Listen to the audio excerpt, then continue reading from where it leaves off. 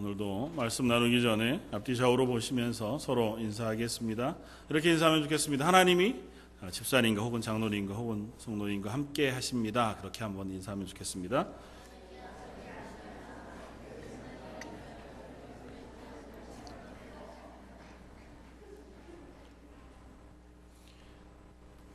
오늘 느헤미야서 2장을 가지고 상황 이면에 계신 하나님을 우리가 살펴보고 그것을 넘어서는 믿음에 대한 말씀을 나누고자 합니다. 하나님 우리와 함께 계신다고 하는 것에 확신을 가지고 있을 때에 우리가 그런 믿음과 그런 눈을 가지게 되어질 줄 믿습니다. 느헤미야서에 대한 이야기들을 다 알고 계시겠지만 간략하게 오늘 본문 2장 11절까지의 이야기를 설명하면 이스라엘 백성들이 하나님 앞에 범죄함으로 바벨론의 포로가 되어졌었고 포로되어진 지 70여 년 만에 하나님께서 그들을 예루살렘으로 귀환시키셨습니다. 이스라엘 백성들이 예루살렘으로 되돌아온 지 한 100여 년 정도 시간이 지난 후에 느헤미야라고 하는 사람이 예루살렘의 총독으로 부임하게 되어집니다. 그렇게 된 가장 큰 이유는 이 느헤미야라는 사람은 여전히 바벨론에 남아있는 이스라엘 사람 중에 한 사람이었고 그는 바벨론의 높은 관원이 되었습니다. 그래서 왕의 술을 맡은 관원, 그러니까 요즘으로 이야기하면 비서실에 있는 사람 정도쯤의 직급까지 올라가 있는 사람이었습니다. 그가 어느 날 예루살렘으로부터 온 동족의 이야기를 듣고 그 예루살렘의 형편에 대해서 듣게 되었습니다. 예루살렘 성벽이 다 회파되어지고 되돌아가 이제 회복하려고 하는 이스라엘 사람들, 이제 성전은 재건되었고 그 가운데 에스라를 통해서 이스라엘이 회복되어지는 운동들이 일어나고 있는 그 시점 속에 여전히 성벽이 회파되어진 것으로 인하여 위협 속에 어려움 속에 놓여지게 되어진 이야기를 듣게 되었습니다. 그로 인하여 느헤미야가 하나님 앞에 금식하며 기도하기 시작했고 기도한 지 한 달여 만에 하나님께서 그 마음에 응답하시고 소망을 주셔서 느헤미야가 죽음을 무릅쓰고 왕에게 가서 간청합니다. 저를 예루살렘으로 좀 보내주십시오. 가서 내 동족을 위하여 성벽을 재건하는 일을 하고 싶습니다. 왕의 허락을 맡아서 이스라엘의 총독으로, 바벨론이 여전히 이스라엘을 다스리고 있는 그 상황 속에 바벨론 총독으로, 이스라엘을 다스리는 바벨론 소속 총독으로 느헤미야가 오게 됩니다. 와서 예루살렘 성 벽을 재건하고 나중에 다시 아닥사스다 왕에 의하여 불려갔다가 완전히 예루살렘으로 귀환해서 이스라엘 백성을 회복하는 일에 주력하게 되어집니다. 오늘 본문은 그렇게 해서 이스라엘 총독으로 예루살렘에 느헤미야가 도착한 지 3일 만에 일어나는 일을 오늘 본문에 기록하고 있습니다. 그러니까 느헤미야 마음속에는 어떤 소망을 가지고 이 땅을 밟았을 겁니다. 아픈 마음으로 기도하고 그 형편을 듣고 나서 하나님 앞에 기도할 때 하나님께서 그 마음에 소망을 주셔서 내가 이제 그 땅을 가 하나님이 내게 주신 소망으로 성벽을 재건한다고 하는 건 그냥 성벽을 쌓는다는 의미로 이해하기보다는 이스라엘 예루살렘이라고 하는 곳에 사는 사람들의 생명을 보호하는 유일한 장치를 만드는 것입니다. 그냥 사회적으로 보면 이게 BC 440년 정도쯤 일이거든요. 그러니까 꽤 고대의 일, 한국으로는 삼국시대 이전쯤 되어지는 때의 일이니까 사람들이 사는 데에 그들의 삶을 보호해줄 안전장치가 별로 없는 때입니다. 특별히 바벨론에 포로되어서 귀환해온 지 얼마 되지 않은 이스라엘 백성이 강력한 군대를 만들고 경찰권을 가지고 이스라엘을 지키거나 예루살렘을 보호할 수 있는 힘이 없었던 것을 감안하면 북쪽 사마리아와 남쪽 아라비아 쪽에서 공격해오는 적 혹은 외부의 침입에 대해서 보호할 보호장치가 하나도 없는 것이고 또 산짐승이나 들짐승들에 의한 위협에서도 보호받을 거리가 하나도 없는, 그리고 종교적으로는 예루살렘 성전과 더불어서 하나님의 성, 하나님이 그 가운데 임재하셔서 함께 보호하시는 하나님의 성인 예루살렘 성 자체가 그 벽이 흩어져서 회파되어져 무너져 있는 상황, 그것을 이 느헤미야가 안타까워하면서 하나님 앞에 회복하기를 소원했던 거죠. 부푼 마음을 가지고 왔습니다. 왕의 조서를 받아 살림을 담당하는 아삽이라고 하는 사람에게 가서 성벽을 재건할 수 있는 그 제목들과 또 돌들에 대한 협조를 요청하고 와서 이제 짓기만 하면 되는 그 상황 속에 예루살렘에 도달했습니다. 3일이지만 이틀 밤을 겨우 지나고 나서 그리고 오늘 느헤미야가 그 밤중에 일어나서 몇 사람 대동하지 않고 나아갑니다. 오늘 보면 이렇게 씁니다. 12절 내 하나님께서 예루살렘을 위해 무엇을 할 것인지 내 마음에 주신 것을 내가 아무에게도 말하지 않고 밤에 일어나 몇몇 사람과 함께 나갈새 내가 탄 짐승 외에 다른 짐승이 없더라. 그 밤에 내가 골짜기 문으로 나가서 용정으로 분문에 이르는 동안 보니 예루살렘 성벽이 다 무너졌어요. 그래서 앞으로 나아가 샘문과 왕의 못에 이르러서는 이제는 탄 짐승이 나아갈 곳조차 없는 것을 확인했습니다. 그리고 돌아와 자기가 거하는 거처로 돌아오게 됩니다. 아무에게도 말하지 않고 또 별 사람 데리지 않고 그가 제일 먼저 한 것은 그 성벽을 돌아보는 일이었습니다. 그가 해야 할 일을 위해서 차분히 준비하는 것일 수도 있겠거니와 그가 바라보게 되어진 예루살렘 성벽 그리고 성의 형편들을 그가 돌아보게 되었습니다. 돌아본 현실은 어떻게 보면 참담했습니다. 분문, 용정을 돌아 분문이라는 건 예루살렘 성으로 보면 뒤쪽입니다. 흰놈의 골짜기 있는 쪽. 그래서 쓰레기와 오물들을 버리는 문이 있는 쪽, 분문. 그쪽으로 가보니 성벽은 다 회파되어져서 이 앞쪽으로 기드론 시내에 있는 쪽으로 되돌아옵니다. 되돌아와서 왕의 문 있는 쪽으로 가는데 그곳 역시 더 이상 갈 길이 없을 만큼 완전히 폐허가 되어져 있습니다. 아마 이 성벽을 폐허로 만든 것은 적군들의 소요의 행위겠죠. 그들의 적에 의해서 무너진 이 성벽을 바라보면서 생각보다 만만치 않은 현실을 느헤미야가 막다트리게 되어집니다. 그때 느헤미야가 아무 말하지 않고 되돌아와 그 마음속에 무엇을 했을까? 또 그 마음속에 어떤 마음으로 이 성벽들을 돌아보았을까를 우리가 한번 묵상해 보면서 우리의 마음을 한번 되돌아볼 수 있기를 바랍니다. 느헤미야는 갔다 오자마자 방백들을 부릅니다. 그리고 그 후에 그들에게 하는 이야기가 오늘 본문 바로 뒤에 기록되어져 있습니다. 17절 후에 그들에게 이르기를 우리가 당한 곤경은 너희도 보고 있는 바라. 예루살렘이 황폐하고 성문이 불탔으니 자 예루살렘 성을 건축하여 다시 수치를 당하지 말자. 그가 본 것은 성벽이 황폐되어져 있는 것이었습니다. 알고 왔겠지만 그러나 그가 본 성벽의 황폐한 것은 생각보다 훨씬 더 심각한 것이었습니다. 그럼에도 불구하고 느헤미야는 그 성벽들을 다 돌아보고 나서 방백들에게 이렇게 얘기합니다. 우리가 더 이상 이 수치 가운데 있지 말고 성벽을 재건하자. 여러 가지로 우리가 해석할 수 있겠지만 오늘은 이것 한 가지만 함께 나누려고 합니다. 오늘 설교 후에 함께 선교 여행 갔다 온 것에 대한 보고를 나눌 예정이어서 짧게 한 가지만 함께 나누고자 합니다. 그건 이것입니다. 느헤미야가 그 현실 앞에서 그 현실에 압도되지 않고 현실에 좌절하지 않고 현실에 굴복하지 않고 그 현실 이면에 뒷면에서 소망을 주신 하나님의 마음을 품고 그 현실을 바라볼 수 있는 믿음이 느헤미야에게 있었다는 겁니다. 그리고 우리들 역시 그러한 믿음을 가지고 하나님 앞에 서기를 소망합니다. 느헤미야가 그렇게 얘기할 수 있었던 근거를 오늘 본문 바로 다음에 이렇게 쓰고 있습니다. 18절 또 그들에게 하나님의 선한 손이 나를 도우신 일과 왕이 내게 이런 말씀을 전하였더니 그들의 말이 일어나 건축하자 하고 모두 힘을 내어 이 선한 일을 하려 하였다.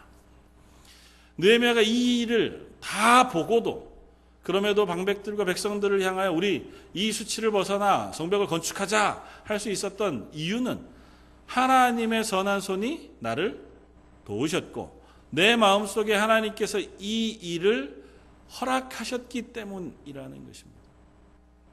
느헤미야가 예루살렘에 오기 위하여 하나님 앞에 금식하며 기도하는 가운데 하나님 주셨던 소망도 그것이었고 그렇게 와서 본 현실이 생각보다 더 참담하고 어렵고 힘겹다 할지라도 그래도 이 일을 이루시는 것이 하나님인 줄 그는 믿었다는 겁니다. 그렇다 해서 이 일이 쉬운 일이었느냐? 그렇지 않습니다. 그 바로 뒤에 보면 남북에 있는 적들이 이 일을 방해합니다. 19절 호른 사람 산발랏과 종이었던 암몬 사람 도비야와 아라비아 사람 게셈이 이 말을 듣고 우리를 업신여기고 우리를 비웃어 이르되 너희가 하는 일이 무엇이냐? 너희가 왕을 배반하고자 하느냐?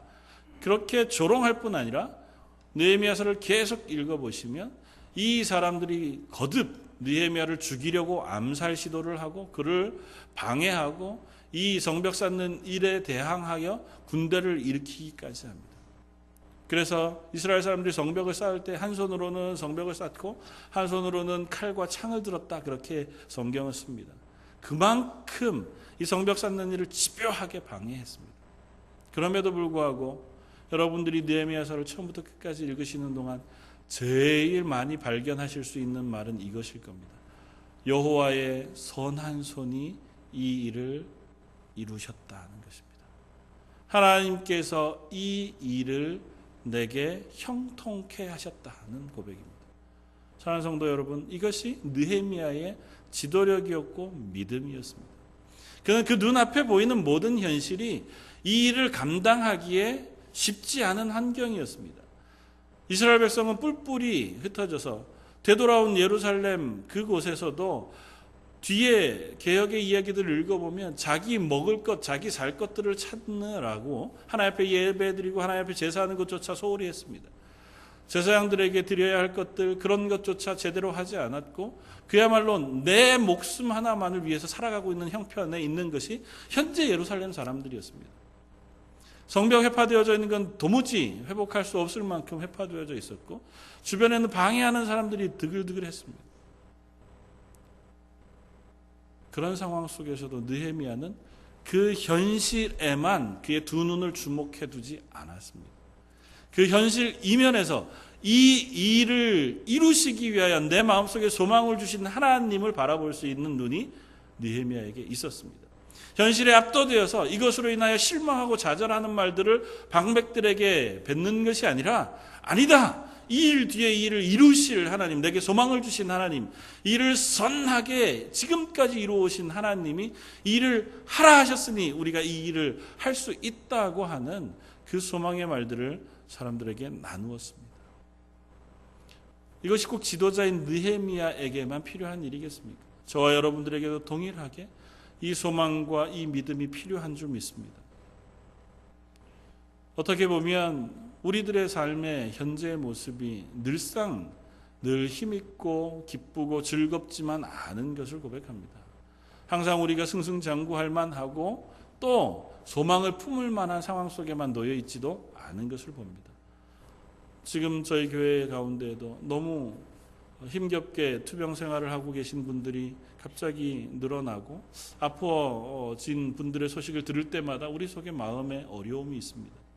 제 속에도 그것이 얼마나 큰 무거움이 되는지요. 여러 가지 모습 속에서 우리의 교회를 보며 우리의 가정을 보며 내 신앙을 보면서 소망과 희망을 이야기하기보다는 때로는 좌절과 지침, 그 절망을 이야기하게 되기 훨씬 쉬운 상황일 때가 많이 있는 것을 고백합니다. 그러나 그리스도인들에게 그 상황은 그냥 눈앞에 있는 것에 불과합니다. 그 상황 이면에 분명히 하나님이 살아계시다는 것입니다. 그리고 그 하나님이 우리를 향하여 말씀하고 계시다는 사실을 우리가 기억하기를 바랍니다. 하나님 우리를 그냥 외면하고 어려운 상황과 절망의 상황에 내버려 두시고 외면하시는 하나님은 결코 아니시라고요. 느헤미야가 그 예루살렘의 이야기를 듣고 그냥 마음만 아파하고 모른 척 했다고 하면 결코 하나님이 맡기시는 일들을 할 수 없었을 겁니다. 그러나 그가 금식하고 30일간 기도했을 때에 기도하는 와중에 그 마음속에 하나님께서 그 땅을 향한 하나님의 계획을 보여주셨다고요. 그리고 그 소망을 가지고 느헤미야가 예루살렘에 왔을 때에 그는 하나님의 눈을 가지고 무너진 성벽을 바라볼 수 있었고 이스라엘 사람들을 향하여 그 하나님의 소망을 나누며 그 일들을 이루어갈 수 있는 힘이 생겼다는 것입니다. 여러분은 어떠하십니까? 저와 여러분들은 지금 현재 어떤 말들을 하고 어떤 생각들을 하며 무엇을 소망하고 계십니까? 우리가 보는 것이 현실이고 우리가 추구하고 기대하며 또한 하려고 하는 일이 내 눈앞에 있는 이 세상의 일들에만 불과하다면 우리는 지금 그 방향을 조금 바꾸어야 합니다. 하나님 앞에서 기도하며 하나님 제가 지금 이 순간 하나님 앞에서 무엇을 소망하고 무엇을 기대하며 무엇을 위해 살아가야겠습니까? 하고 하는 기도를 드려야 할 줄 믿습니다. 저 여러분들이 우리의 기도의 제목을 바꿀 수 있기를 바랍니다. 오늘 지금 이 순간 우리 런던 제일장로교회에 우리 가정에 나에게 하나님 원하시고 기대하시고 소망하는 것이 무엇입니까? 그렇게 기도할 수 있기를 주님의 이름으로 축원을 드립니다. 하나님 우리의 기도를 외면치 않으실 줄 믿습니다. 유명한 현대 선교의 아버지라고 불리는 윌리엄 캐리라고 하는 선교사님이 이런 이야기를 했습니다. 하나님으로부터 위대한 일을 기대하고 하나님을 위하여 위대한 일을 시작하라. 하나님은 우리를 하나님의 사람으로 부르시고 구원하신 이후에 우리의 인생을 향하여 하나님의 기대를 가지고 계시다고 말씀합니다. 위대한 일, 그러니까 어머나 겁부터 먹게 되어질 가능성이 높지만 위대한 일이 무엇입니까? 우리가 하나님을 기억하며 살아가는 것이 위대한 일인 줄 압니다. 우리가 하나님의 복음, 그 사랑, 그것을 가지고 내 주변에 누군가를 향하여 한 번 기도하는 일, 그것이 위대한 기도가 되어줄 줄 믿습니다. 누군가에게 예수 믿으라고 쑥스럽게 전하는 한마디 말, 밥 한 끼 사주면서 혹시 교회 다녀볼 생각은 없느냐고 하나님께서 당신을 사랑하신다고 쑥스럽게 전하는 한마디 말이 하나님의 위대한 일을 이루는 말이 되어줄 줄 믿습니다. 우리는 모릅니다. 우리가 전한 말이 어떻게 열매를 맺는지 모릅니다. 우리는 내가 한 일을 내가 끝맺으려고 하는 습성 때문에 우리가 무엇인가 일을 시작할 때 주저하려고 합니다. 그렇지 않습니다. 하나님의 일은 하나님이 시작하시고 하나님이 하시는 줄 믿습니다. 우리는 그저 그 중간에 하나의 도구가 되어줄 뿐입니다. 그 중간에 어떤 역할을 맡게 되어질지 모르죠. 씨를 뿌리는 것인지 옆에서 격려하는 일인지 그를 수확하여 추수하는 일인지 하나님의 교회를 위하여 내가 기도하는 일인지 그 일을 위하여 헌신하는 일인지 하나님께서 내 인생을 향하여 기대하고 계신지 무엇인지 잘 모른다고. 느헤미야에게 성벽을 재건하는 지도자의 역할을 맡겼다면 에스라에게는 그 옆에서 하나님의 말씀으로 이스라엘을 회복하는 역할을 맡기셨고 그 일에 동참한 이스라엘 백성에게는 그 두 손으로 이스라엘 성벽을 예루살렘 성벽을 쌓는 일을 맡기셨다고요. 저 여러분들에게 하나님이 기대하는 것은 무엇입니까? 그것을 소망해 보시지 않겠습니까? 내 말 어투를 바꾸므로 야, 안 돼. 요즘 왜 이런지 몰라. 우리는 왜 이렇게 요즘은 어렵냐. 아, 우리 교회 참 쉽지 않다고 하는 이야기를 하기 이전에 이 일 이면에서 우리를 향하여 무엇을 소망하고 무엇을 기대하시는지를 하나님의 눈으로 바라볼 수 있게 되어지길 바랍니다. 아니, 그걸 위하여 기도할 수 있기를 바랍니다. 선교제에 있는 선교사님들에게 듣는 가장 많은 이야기 중에 하나는 그 선교가 언제 이루어질지 모르는 것에 대한 답답함입니다. 특별히 저 중국이나 북한 혹은 모슬렘 지역 혹은 정말 복음이 들어가기 어려운 지역에 긴 시간 선교하시는 선교사님들의 얘기를 들으면 내가 정말 담대하게 복음을 막 전하고 제자를 양육하고 이런 것을 하지 못하니까 언제까지 일이 계속되어야 할지 그것 때문에 지쳐하실 때가 많이 있다고 고백합니다. 그럼에도 불구하고 그분들의 고백은 그것입니다. 그럼에도 불구하고 이 일을 이루실 분이 하나님인 줄 알기에 나는 지금 내게 맡겨진 그 일을 신실하게 해가는 것밖에 없다는 고백입니다. 사랑하는 성도 여러분, 저와 여러분들에게도 그 고백이 있기를 바랍니다. 현실에 압도되지 말고 현실을 냉정하게 평가하는 이 세상의 평가와 말들 말고 그 이면에 우리를 향하여 기대하시고 바라시는 하나님의 소망과 그 기대를 보는 눈, 그것을 위하여 기도하는 마음, 그리고 그것을 소망하여 나아가 실행할 수 있는 그 열심히 저와 여러분들에게 있기를 바랍니다. 하나님 그 일을 결코 우리들에게 빼앗아가지 않으실 줄 믿습니다. 작은 실천이 그 일의 시작이 되어질 줄 믿습니다. 말씀드린 것처럼 작은 전도의 말 한 번, 작은 관심 한 번, 그것이 하나님의 위대한 일의 시작이 되어지고 이 예배의 자리에 조금 일찍 나와서 이 예배에 참여하는 이들을 위하여 기도하고 오늘 하나님 내게 은혜를 베풀어 주십시오. 하나님의 마음을 깨닫게 해주십시오. 기도하는 것이 우리의 위대한 일의 처음이 될 것입니다. 오늘 여기에 참석한 모든 사람들에게 예수 그리스도의 보혈의 그 구원의 감격을 경험하게 해주십시오. 그렇게 기도하는 일이 하나님의 위대한 일에 동참하는 것일 겁니다. 참 감사하기는 우리 교회 안디옥 어르신들 예배 전에 일찍 나오셔서 예배를 위하여 중보 기도하고 계신 것을 볼 때마다 마음 한편에 얼마나 큰 감사가 있는지, 그 작은 큰 그 기도가 하나님의 일을 이루어가는 첫걸음인 줄 믿습니다. 사랑하는 성도 여러분, 저희가 소망이 있기를 원합니다. 그 소망을 기대하기를 바랍니다. 그리고 그 일을 이루기 위하여 우리의 발걸음을 조금 한 발 옮겨낼 수 있는 저 여러분들 되시기를 주님의 이름으로 부탁을 드립니다. 같이 기도하겠습니다. 감사와 찬양을 받으시기 합당하신 주님, 느헤미야를 통하여 일하신 하나님께서 오늘 우리를 통하여 우리 런던 제1장로교회를 통하여 또 일하실 줄 믿습니다. 저희가 그 눈을 가지고 하나님의 뜻을 바라보게 하여 주옵소서. 그 하나님의 마음을 품고 하나님의 영광을 사모하게 하여 주옵소서. 저희가 기도할 때 하나님께서 그 하나님의 마음을 배우게 해주시길 원하옵고 모든 말씀 예수님 이름으로 기도드립니다. 아멘.